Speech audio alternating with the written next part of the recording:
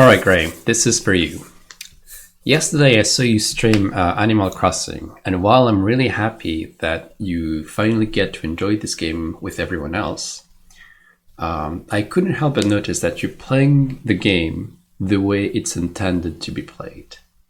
And for someone who spent 200, maybe 300, maybe 600 hours in Factorio, you know that breaking games and playing the way they're not intended to be played is the way to go, right? So Animal Crossing, you should play it, but you should not play it the way everyone plays it. And this ties into what is the goal of Animal Crossing, right? So for some people, maybe most people, the goal of Animal Crossing is have a good time, relax, enjoy the scenery, play with your friends, catch some fish, talk to your villagers. But this is not why we're here. Animal Crossing, at its core, especially because it's online, is a dig size contest. And so your goal is to make the island, which is the dig, as best as it can. And for this, you need a lot of money. And so your goal in the game at all times must be maximizing income per minute. So you don't need to play hours like all the other people. You don't need to spend days doing boring fishing, talking to people. This is all just wasted time. You can play 20 minutes per day and get super rich. And here is how I do it. So here I have the game.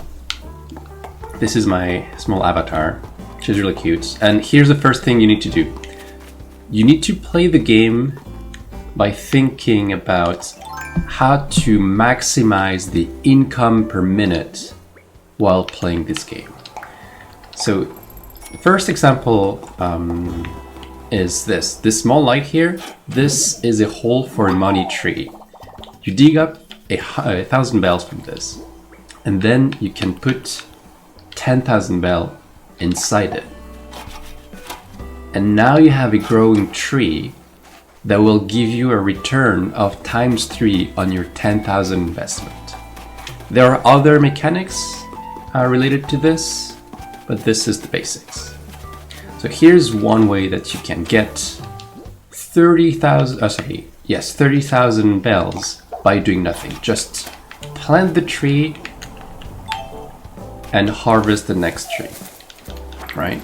So right now we're down 10,000 because we put down 10,000, and now we just got back 30,000.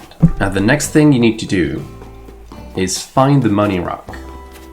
Rocks are very tricky to harvest. You can harvest them up to 8 times. So here's one. And the way I do it is I put 2 holes in a corner and I put myself against this corner and I hit it 8 times, and there's the money. First try, I got the money rock. And the money rock gives you 16,000 bells in one go. Every day I check my orchard, and this is my orchard. This is a collection of, I think, 40 trees that bring me in total about 110,000 bells per harvest, and I harvest every 3 days. That's about 35,000 bells per day. Alright, so now we get to the best part of how to make money in Animal Crossing without doing anything. And this is turnips. So every day, before noon and afternoon, if you talk to Tommy and Timmy, they will give you a price for turnips. And my current price right now is 165 bells per turnip. And this is a profit because each turnip cost me 108, but it's not the profit I'm looking for. I'm looking for a deal that is around 300 or 600 bells per turnip. And for this, I will ask around for my friends and people online to see if they have a deal that will bring me this kind of return.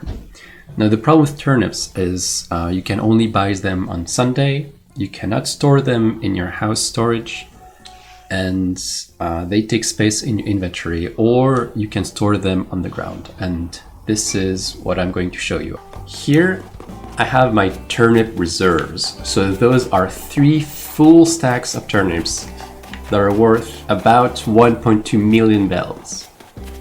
And my goal with this is to every day check the turnip prices, check the turnip prices of my friends, check the turnip prices of people on the internet, and try to get at least a ×3 return on investment, ×6 ideally.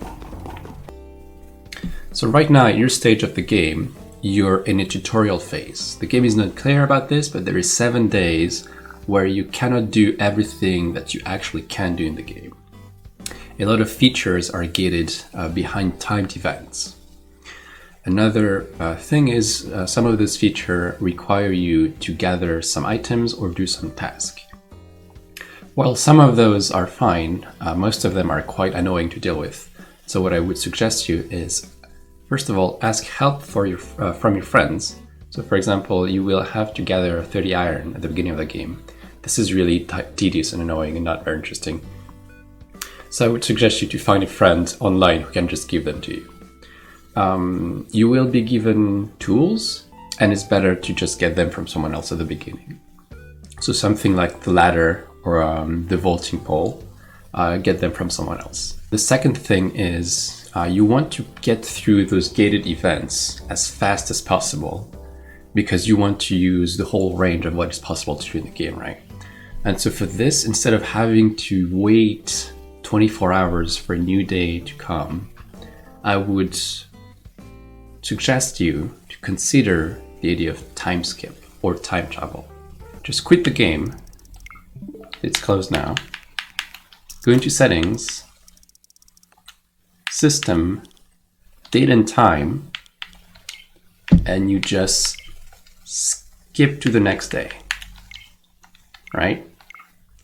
I just changed the date on my console, and when I launch Animal Crossing, I will be skipped ahead. And this will have the effect that every item will respawn. So the money tree will have grown 1 day, the money rock will have respawned, the small light in the floor will have respawned, the fossils will have respawned, all your fruit trees will have grown 1 day, and most importantly, all the events in the game will happen. So if you have a bridge that you're building, it will be built. If you are waiting for a home to be finished, it will be finished. If you are upgrading the store, if you're upgrading the plaza, it will be finished. And this is very important because a lot of time you want to do something and you can't because the game is blocked in some state.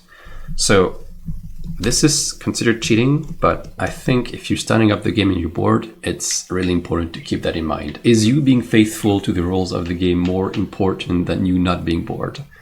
This is a call that you have to make. Right, so about the turnips.